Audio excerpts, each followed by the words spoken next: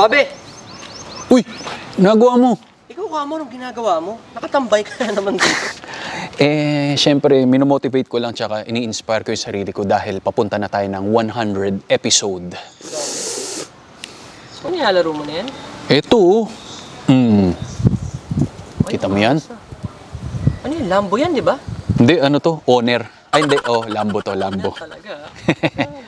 Ganda oh. Uli ka nga rito, tingnan mo. May count-touch oh, yung sinakyan ni Leonardo DiCaprio. May Urus din. Naku, dami nagre-request nito pero Ganda parang ng mga sakyan na yan.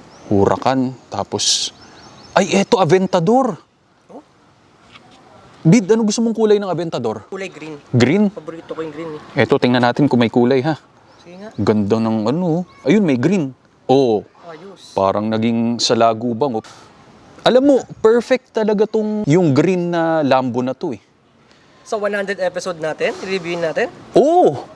Alam ko mahal yan eh. Paano natin mahanap yan dito? Oo nga no. Hindi ba ako nanaginip? Hindi, pero alam mo, etong Lambo, mga 50 million plus to dito sa Pilipinas. Pero focus lang ako. Bibigyan ko lang to ng energy. Tsaka may paraan dito, i-screenshot mo lang siya. Ha? Screenshot? Screenshot, maniwala ka sa akin. O, pustahan tayo. Pusta ko na yung laman loob ko. Hindi, joke lang. Sige, try ko ha. Ibabrowse ko lang to tapos i-screenshot natin. Ito perfect to. Yun, screenshot number 1. Ito pa. Number 2. Yun. Sasabihin mo yung magic word. Ano magic word? Abracadabra. Rico Suave. Number 1 Filipino Luxury Rides Channel. Ito, nararamdaman ko na siya. Boom! Boom! Boom! Boom!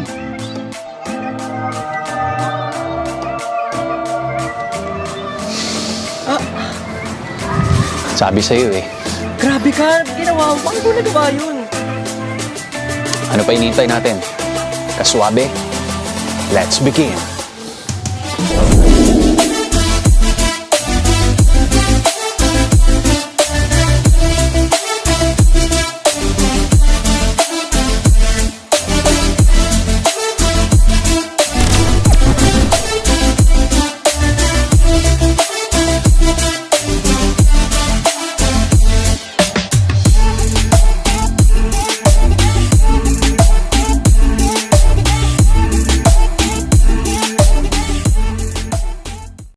Magandang araw sa inyo mga kaswabe, and this one, I'm very excited. 100 episode na natin na nagsimula lang tayo sa Mustang EcoBoost na orange, but this one is the most requested and most insane sports car para dito sa ating channel. Before we start, I just wanna say thank you sa SB Merch. This one, dahil mapapanood mo siya sa Wawawin. Co-host nga pala siya ni Kuya Willie Revillame. Doon mo na lang siya mapapanood. And tamang-tama, di ba, naka-Lamborghini Aventador SB tayo. So, check nyo na lang ang merch. No, di ba? Ang ganda-ganda, no? Also, kung nagustuhan mo tong SB merch na to sa Toughman Apparel, maraming salamat. Meron tayong sweatpants because tatambling tayo sa loob nito dahil napakababa ng isang Lamborghini. Konting history lang, nag-arise nga pala ang Lamborghini to compete that Ferrari. Dahil dati si Ferruccio Lamborghini, nagmamay-ari siya ng Ferrari 250 GT, nagkaroon ng problema sa clutch, dinala niya sa Ferrari. Ang sabi ba naman sa kanya ni Enzo Ferrari, anong kinalaman mo rito at masyado kang mareklamo? Ang alam mo lang, mga tractors, inasar niya. Lamborghini ngayon, di ba, nagkaroon siya ng motivation. Gumawa siya ng sarili niyang sports car, supercar. Unang model ay yung Lamborghini 350 GT. So parang Ferrari 250 plus 100 lang. Tinawag niya yung mga tauhan niya, yung mga bataan niya. Sabi niya ganun, magmula ngayon, we will build a sports car and supercar na dadaig sa isang Ferrari. Until such time na dumating ang mga panahon, they're clashing together. Parang storya ng aking Camaro and Mustang. Nag-start ang Lamborghini Aventador. Dahil Spanish to, ang V nagiging letter B, pero pagdating sa Pilipinas, Aventador ang pagbanggit natin. It started noong 2011 with that 690 horsepower. Dumating ang 2015, mas nagkaroon ng enhancement that this one is 740 horsepower. Saan nga pala inspired ang design ng isang Aventador? Galing po yan sa stealth fighter or yung tinatawag na F-22 Raptor or yung B-2 stealth bomber. Kung hindi ka maniniwala, even sa kulay green na sa lagubang, dun inspired ang design ng Aventador. Aalamin natin ngayon mga kaswabe, ano nga ba ang cool feature nito? Susuriin natin lahat, even those very sharp appearance, aalamin natin sa interior styling, and we will take this sa road para i-drive natin ang worth 50 million, around 50 million pesos na Lamborghini. First to sa channel natin mga kaswabe. Last na lang, ang Aventador nga pala ay pangalan ng isang fighting bull or charging bull na nanggaling noong 1993 sa Zaragoza Arena. And this one is very limited because 1 out of 600 sa buong mundo. Maraming salamat, SV. Hindi na natin to papatagalin mga kaswabe. Let's begin.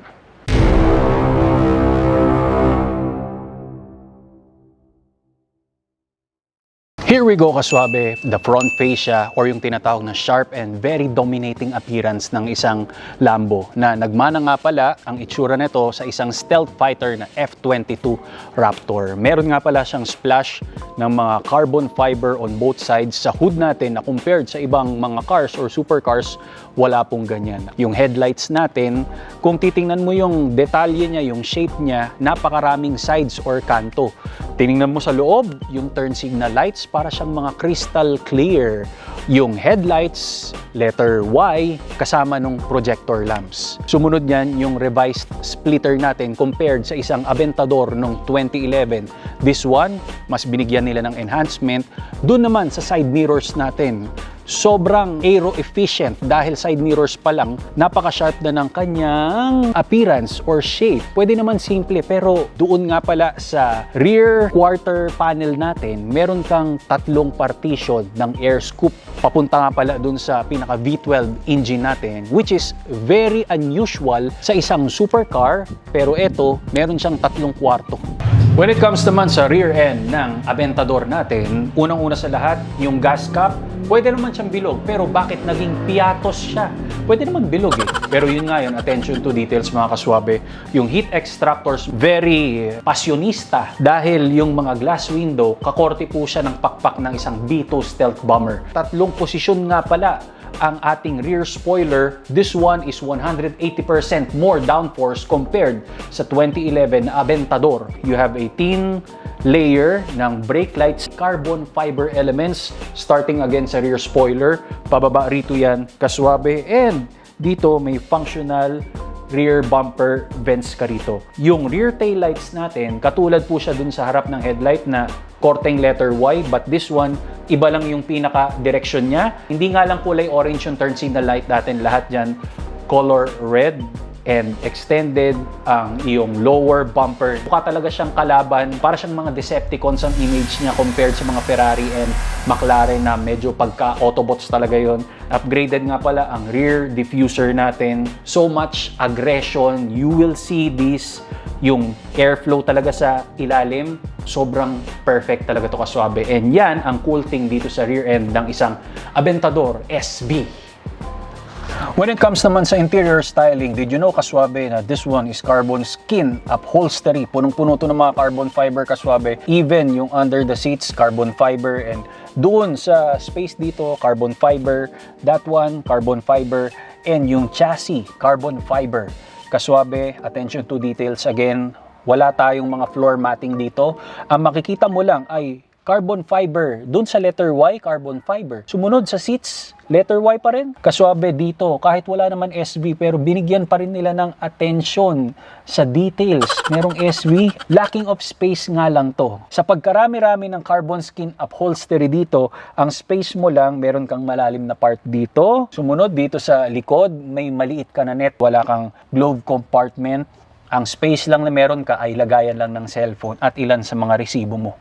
Yun ang meron pagdating dito lahat kaswabe, carbon fiber.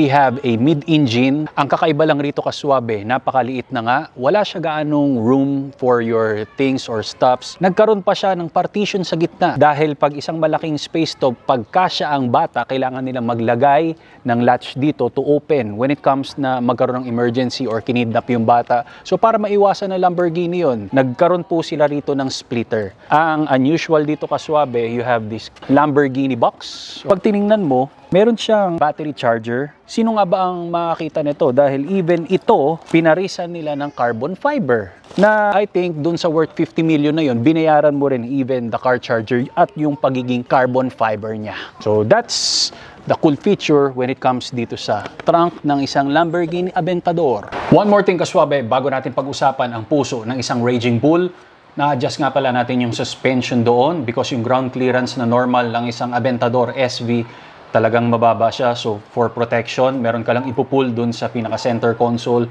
Then after that, to open this engine cover ay very unusual lang. Nasa driver side ka, you have to go out. Then meron kang kakalawitin sa likod ng ating carbon fiber seat. Then after that, you can open this. Ang bubulaga sa'yo rito kaswabe, meron siyang very huge na carbon fiber na strut brace for protection ng ating makina because this one is a 6.5 liter V12 naturally aspirated engine, 7-speed automatic transmission, single clutch nga lang. Old school ang ating performance or old school ang type na ibinibigay ng makina nito kaswabe, pero hindi pa rin tayo magkakamali dahil all-wheel drive ang pinaka-weapon nito kaswabe. After that, 740 horsepower, 690 Nm of torque, 0 to 100 is 2.8 seconds. Ang quarter mile nito is 10.4 with a top speed of 353 kilometers per hour. Kaswabe, ang per weight nga pala is 3,362 at kung tatanungin mo ang fuel consumption niya ay syempre you are driving a Lamborghini. It's 7.6 kilometers per liter and that's the cool feature when it comes sa puso ng isang Italian Raging Bull. Para sa mga karagdagan na details dito kaswabe, the infotainment system, akala mo sobrang high-tech because we have here a carbon fiber element. Pero pag itatouch mo na siya, touchless pala siya dahil hindi po siya touchscreen. Para mapagalaw mo yung mga details dito, meron kang select shift knob na pag ginalaw mo siya, magugulat ka rin dahil backwards po ang galawan niya. Very confusing. Bakit nga ba ganun ang nangyari? Even the Aventador SVJ, nakita ko rin na hindi pa rin siya touchscreen. Siguro Lamborghini dapat ayun ang medyo improve natin dahil lahat ng tao ngayon nasanay sa pagiging touchscreen. Pero kanya-kanya nga yung perspective. At the same time, kaswabe. So, nandito yung mga buttons mo, yung mga switches. Sobrang dami. Medyo may traffic nga lang. Pag nandito ka, kala mo pilot ka na may ina-access and you have this perfect Lamborghini Aventador icon. Makikita mo, madedetect mo kung anong pinto yung nakabukas. Pero sa sobrang high-tech, naging ordinary po yung mga door panels natin. Hindi siya naging scissor doors. Ayun lang yung nakakatawa bakit hindi pa nila na perfect yon. Alam kong hinihintay mo kung ano ang pinaka todong tunog ng isang exhaust system ng Lambo. And even yung test drive natin, dadalhin na kita. Mga kaswabe, ang init. Let's begin!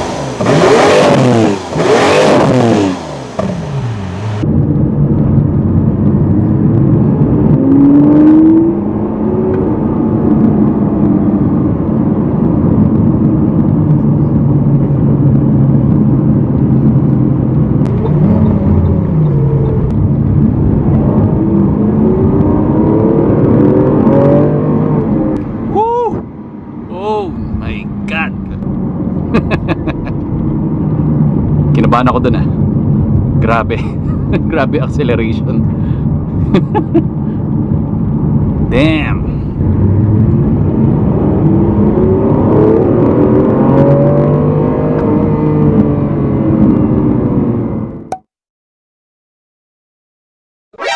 NANI?! Alam mo kaswabi, yung bigla kami mapapansin sa instrument cluster natin tapos nawawala yung isang gulong doon. Alam mo yung feeling na bakit ganun? Ang alam ko kanina meron yan eh. Bakit naging tatlo or ganyan ba talaga yan? Pag nag-drive ka ng supercar, syempre yung sensitivity, hindi natin alam. Dadaan tayo sa gasoline station to check sa gulong niya. Ayokong magmaneho ng kinakabahan kasi ako.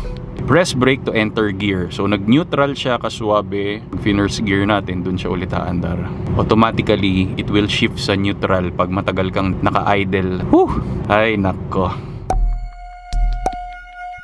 It looks like kaswabe I have to go back dahil I don't know, may na icon ko kaya mag-drive ng ganito. So I'm planning to go back.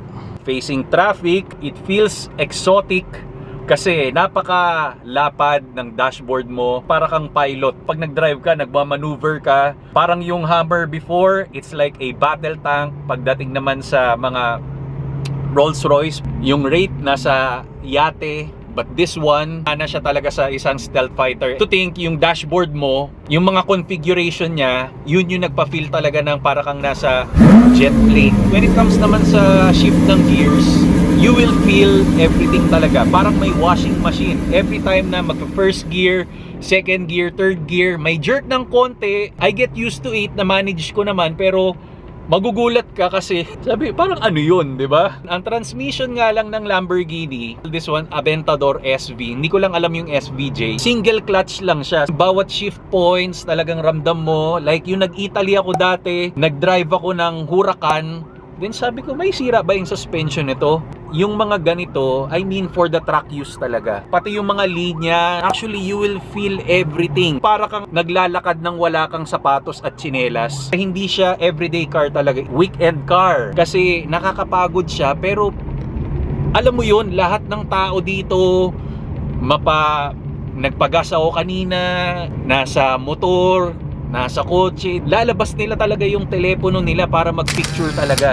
Kakaiba sa road. Ang ratio ng merong Aventador SV, dahil 600 lang to, 1:111 million. Okay, so we are very blessed na napagkatiwalaan tayong e-drives. This one, 2.8, 2.7 seconds, 0 to 100. This one is made for a big straight talaga. Eto,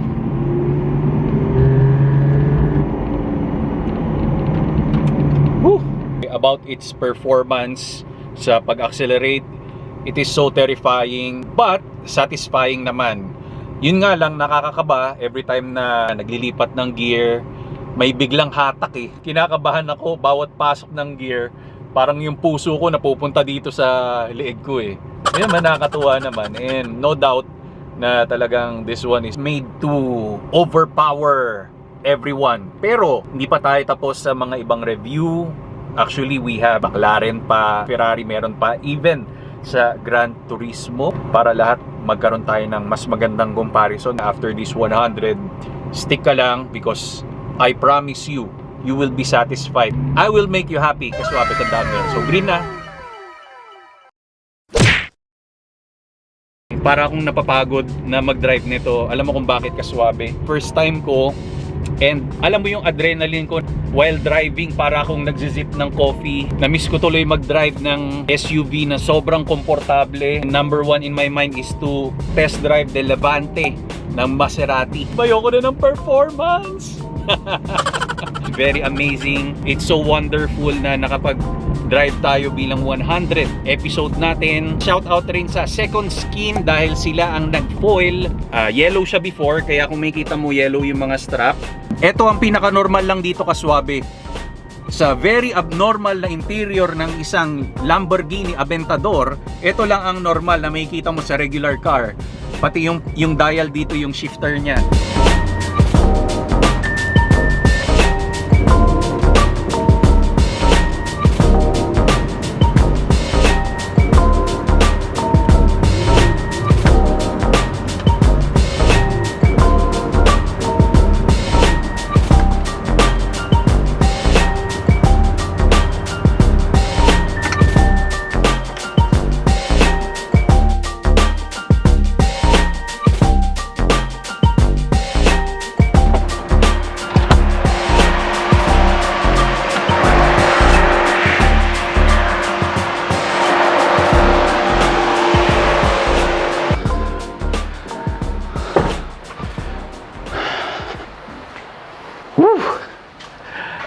Kaswabe, thank God, we're home. Yung adrenaline rush ko na nararamdaman, yung nervyos na nararamdaman ko kanina, yung nagda-drive ako because this one is a milestone para sa channel natin. And talagang sa lahat ng tinest drive natin, believe me, ito ang pinaka-scariest. This one is around 50 million kahit mag-car wash ako ng buong buhay ko at magsilbi ako para dito sa Lambo. Hindi natin to pwedeng bayaran. Napaka-low ng production lang ng Lamborghini. And very rare to, sa resale value, hindi kagad sila bumababa. Kanina habang nagda-drive and very paranoid ako kung ano man yung nakikita ko sa mga cluster. Parang lagi kong gustong pansinin, meron ba to kanina? Meron ba to kanina? Gusto ko na talagang makauwi. Ayoko na umulit, hindi, joke lang. So para sa mga subscribers natin yan, mga kaswabe natin, gusto ko magpasalamat, syempre, Aventador SV bilang codename. Again, you can check the Instagram account, yung website para makita mo yung mga merch ng SV. If meron kang nagustuhan, you can directly message doon. If you see value in this channel, hit that notification bell para lagi kang updated kung ano yung mga pangyayari sa atin. Comment, share, and of course, subscribe ka na rin. Dahil lahat ng supercars and even luxury cars, kukunin po natin yan, re-reviewin natin at test drive natin. Please check my supercar playlist para sa mga ibang review and drive natin pag-part ka ng Kaswabe Nation. Malakas ang iyong dating. I'll see you sa next ride natin, Kaswabe.